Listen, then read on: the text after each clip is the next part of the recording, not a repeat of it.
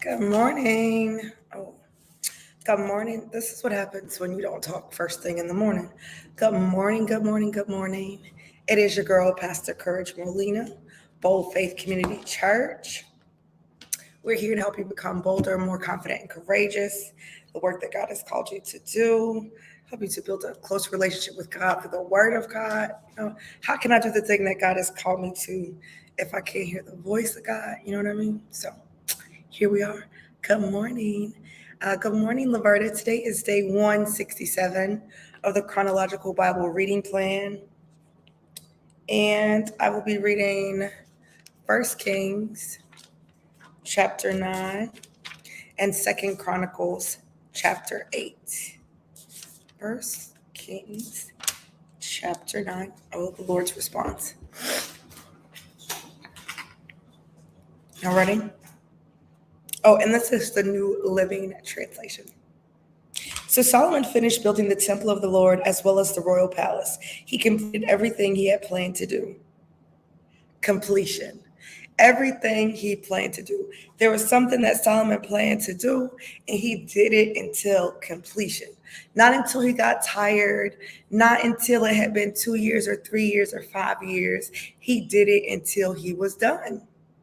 That's one way to get something done, right? To do it until it's done. Sometimes we start and we do something. I ain't got time today. Sometimes we start, but we don't get to the finish line. We don't do it until it's done.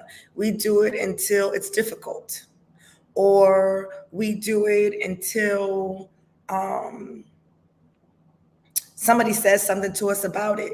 We do it until, we realize we're not getting enough traction. We do it until we see the next shiny thing, and then we stop doing what we've been doing, and then we go off to the shiny thing. We do it until we reach a certain level of success, but maybe not completion, right? So I really wanted to do this, and now I got a few people following me, and so now I'm not doing it until completion, because what I've done so far, it seems to be pretty good and people like it. So I'm going to just set up camp and I'm going to stop right here. We do it until we're desperate, right? It's like, okay, now I'm desperate. I'm just not going to do this anymore. I'm going to stop doing it. But the key to getting things done to completion is doing them until they're done. Lord told Moses, you'll know that I've sent you when it's done. Sometimes you won't get confirmation that it's the work that God called you to do until it's done. Sometimes you won't get confirmation that it was the Lord that sent you until you get there, until you have completed the task that the Lord has given you. I just right out the gate. So Solomon finished building the temple of the Lord as well as the royal palace. He completed everything he had planned to do. Then the Lord appeared to Solomon a second time. Sometimes we want the Lord to show up in the middle. We want him to show up at the beginning. Then the Lord showed up. Then the Lord appeared to Solomon a second time, as he had done before at Gibeon. The Lord said to him, I've heard your prayer and your petition. I've set this temple apart to be holy. This place you have built where my name will be honored forever. I will always watch over it, for it is dear to my heart. As for you, if you will follow me with integrity and godliness, as David your father did, obeying all my commands, decrees, and regulations, then I will establish the throne of your dynasty over Israel forever. For I made this promise to your father David. One of your descendants will always sit on the throne of Israel. But if you or your descendants abandon me and disobey the commands and decrees I've given you, and if you serve and worship other gods, then I will uproot Israel from this land that I have given them. I will reject this temple that I have made holy to honor my name. I will make Israel an object of mockery and ridicule among the nations. And though this temple is impressive now, all who pass by will be appalled and will gasp in horror. They will ask, why did the Lord do such terrible things to this land and to this temple? And the answer will be, because his people abandoned the Lord their God, who brought their ancestors out of Egypt, and they worshipped other gods instead and bowed down to them. That is why the Lord has brought all these disasters on them. It took Solomon 20 years to build the Lord's temple and his own royal palace.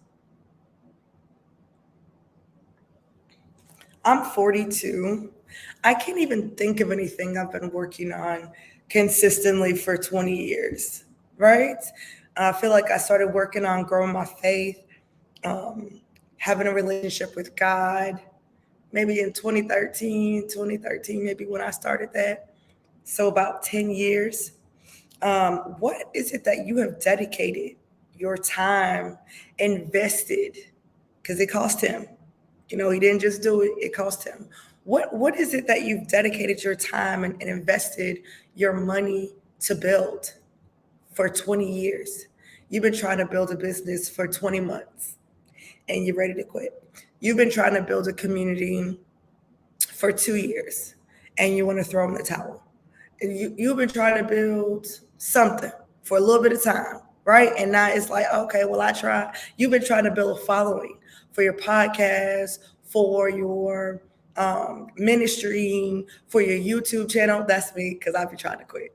You're trying to build a community, subscribers, and you've been doing that for 2 years or 2 minutes, and now you're ready to quit. What if it's gonna? Maybe this is a 20-year. Maybe this is a 20-year project. Maybe it's a 20-year project. It took Solomon. I'm always, let me not say always. I find myself often inspired and encouraged when I see how long they've worked on something in the Bible. Well, they did that for 10 years, 15 years. He did this for 20 years. I'm like, man, I have such low commitment.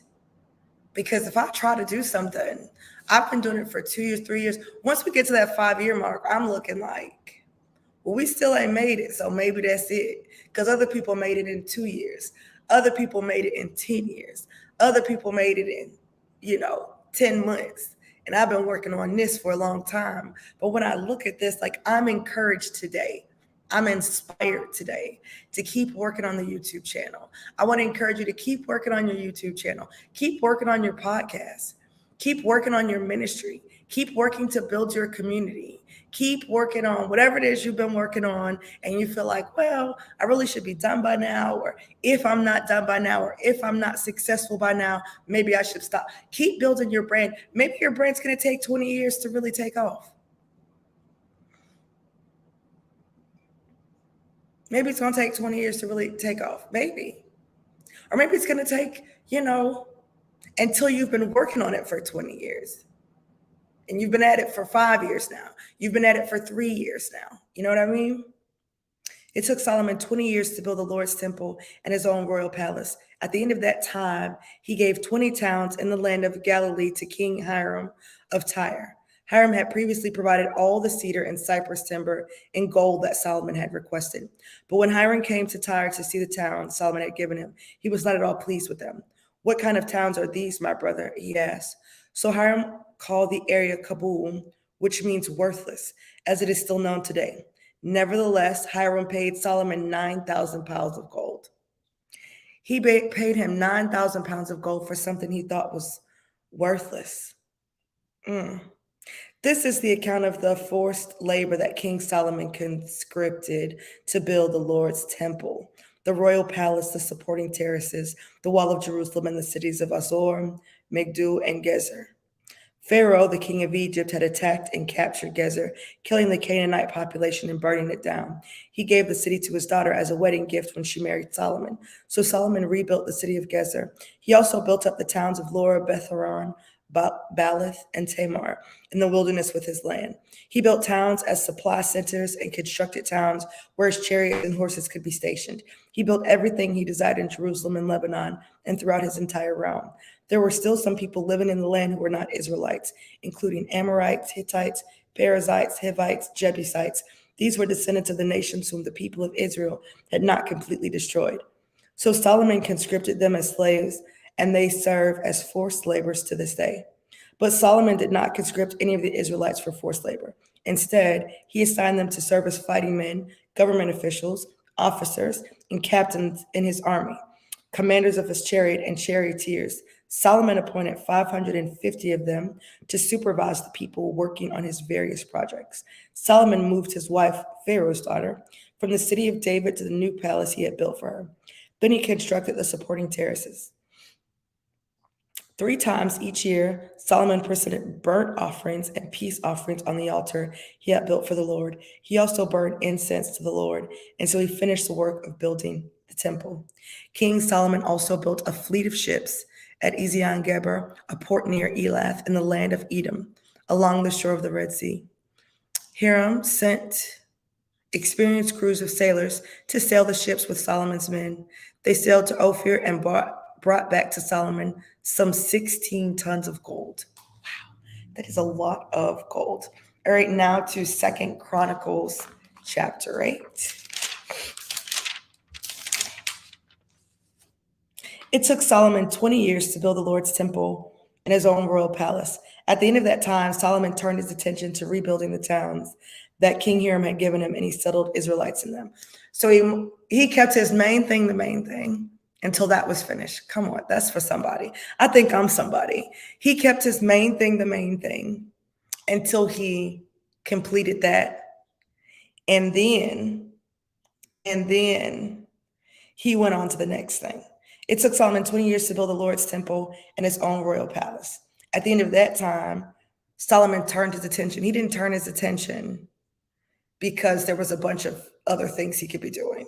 He turned his attention when his work was done to rebuilding the towns that King Hiram had given him, and he settled Israelites in them. Solomon also fought against the towns of Hamath Zeboah and conquered it. He rebuilt Tadmor in the wilderness and built towns in the region of Hamath as supply centers. He fortified the towns of Upper Beth-horon and Lower Beth-horon, rebuilding their walls and installing barred gates. He also rebuilt Belath and other supply centers and constructed towns where his chariots and horses could be stationed. He built everything he desired in Jerusalem and Lebanon and throughout his entire realm. There were still some people living in the land who were not Israelites, including the Hittites, Amorites, Perizzites, Hivites, and Jebusites.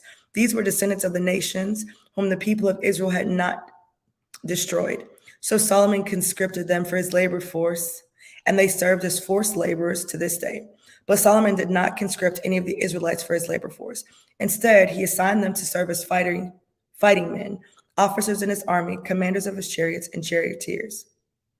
King Solomon appointed 250 of them to supervise the people. Solomon moved his wife, Pharaoh's daughter, from the city of David, the new palace he had built for her. He said, "My wife must not live in King David's palace, for the ark of the Lord has been there, and it is holy ground." Married a wife that couldn't stay where there was holy ground. That's an interesting choice. Then Solomon presented burnt offerings to the Lord on the altar he had built for him in front of the entry room of the temple. He offered the sacrifices for the Sabbaths, the new moon festivals, and 3 annual festivals, the Passover celebration, the festival of harvest, and the festival of shelters, as Moses had commanded. In assigning the priests to their duties, Solomon followed the regulations of his father David. He also assigned the Levites to lead the people in praise and to assist the priests in their daily duties. And he assigned the gatekeepers to their gates by their divisions, following the commands of David, the man of God. Solomon did not deviate in any way from David's commands concerning the priests and Levites and treasuries. So Solomon made sure that all the work related to building the temple of the Lord was carried out from the day its foundation was laid to the day of its completion. Later, Solomon went to Ezion-Geber and Elath, ports along the shore of the Red Sea in the land of Edom. Hiram sent him ships commanded by his own officers and manned by experienced crews of sailors.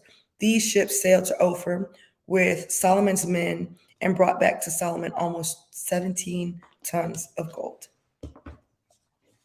That is a lot. Okay, listen.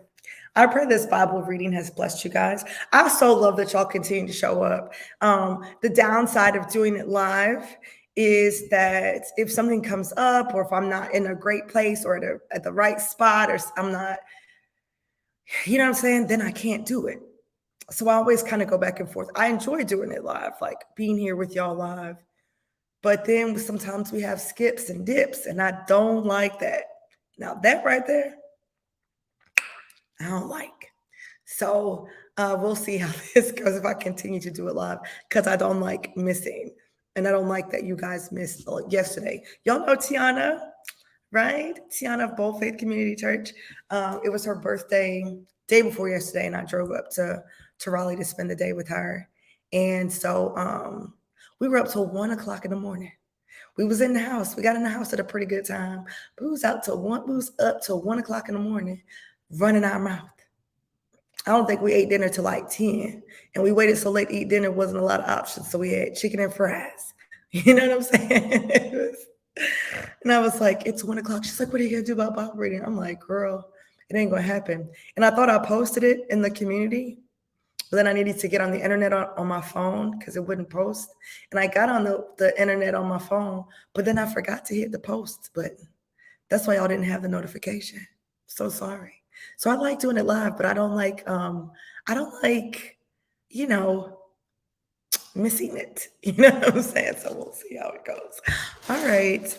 I love y'all. Right, Laverna, right? Isn't it good live? I like it live too. Listen, I pray this has blessed you. Be sure to like, comment, and share. Don't forget to share. You knew that's what you say. You're like, she overslept. I didn't oversleep. I knew I wasn't going to be able to do it at her house. There was just no place to sleep on the couch. You know what I'm saying? Just even plan on staying. I really thought I was going to be back in my own place, which was crazy because I know how we are when we get together. We just like to have a good time. So we was out. We was hitting streets. It was all over the place from one mall to the next mall. And then 1 o'clock in the morning when we were still up, I was like, oh, I don't think I'm going to be ready for no 7 o'clock reading. So, but anyway, I love y'all. And hopefully I'll see y'all tomorrow at church, 8 a.m. EST. Invite somebody.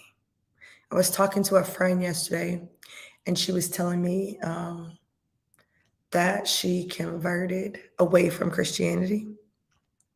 She was telling me why. You know, it just broke my heart because I could not dispute her, what she said and what her experience was. But I thought to myself, we have such an amazing community, and we just need to be very intentional about sharing and inviting. So when you think about sharing this channel, think about the fact that we're more than a channel, we're a community, right? And there are a lot of people in a lot of spaces that are fans of Jesus, right? But we're not fans of Jesus, we're followers of Christ. You know what I mean? And so that's what makes us different. So even if they are in a church, they go to a church, it's okay. You don't know what they might be missing. So just invite them and continue to invite them. And just trust that the Lord's going to do what the Lord needs to do. Okay. Because people are going to church and, being in a place where they don't feel fed. They don't feel community. They don't feel love, but they're still going to that same church. Or people are not going to church because they've been or they've visited or they experienced something or they have church hurt or they have some type of trauma related to, their faith experience. And y'all have one of the best kept secrets. Like, we cannot continue to do that. We have got to invite and share friends, families, foes, whoever. All right. I love y'all, and I'll see y'all tomorrow. Thanks. Bye.